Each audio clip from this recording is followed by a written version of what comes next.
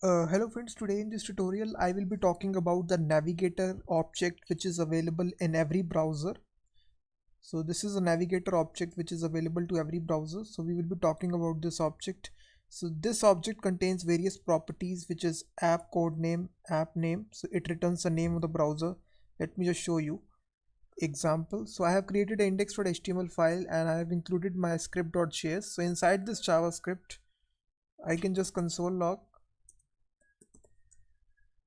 and I can just use this navigator object here, and this contains some properties which is app name. So basically if I refresh the browser, you can see that it is telling me that this is the Netscape browser, the name of the browser, which is Chrome here I am using here, so it has printed out this name. And the next property which is available inside the navigator is this is app version. So if I console log this, you will see that it will tell me the entire app version, which is 5.0 Windows NT. So it will tell me whole information about the browser. So in this version we also have this app code name. So if I again console log navigator app code name, so now if I refresh it, so you can see that it is printed out this Mozilla here app code name. The next property is the cookie enabled. So it will determine whether the cookies are enabled in your browser or not. So if I just console log this cookie enabled, so basically it will return a true or false value. So you can see that true is returned because in my browser cookies is enabled. So the next property is geolocation. So basically it returns a geolocation object that can be used to locate the user's position. So basically it can tell you the position of the browser wherever it is located. So if I print this here, navigator geolocation, and now if I refresh it, you will see that it will return a geolocation object, and inside this it will return this information about the positions here. You can see that. And after that we have the language. So it returns the language of the browser. So I can just print it out, navigator language. If I refresh it, you will see that it will return this English language -in. IN stands for India. So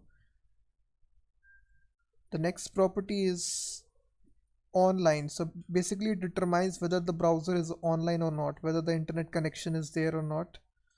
So if I just console log navigator online, so basically it returns again a boolean value. So now in this case it will return true because the internet connection is on here.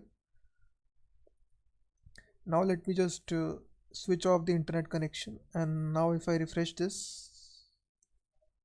you will see that it will change to false because now it is not connected to internet. So in this way guys, this will tell automatically whether you are online or not. So you can just use this inside your application. And the next property is platform. So basically it will return the platform on which the browser is compiled. So this is the next property, navigator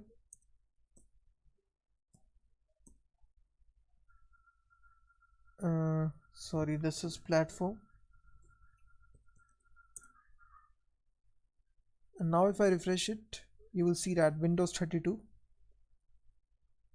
The next property is product.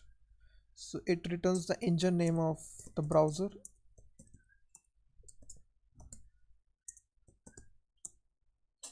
Now if I refresh it, you will see that it is the engine name Gecko.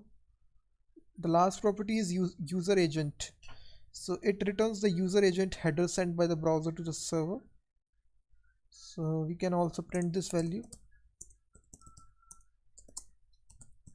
navigator user agent.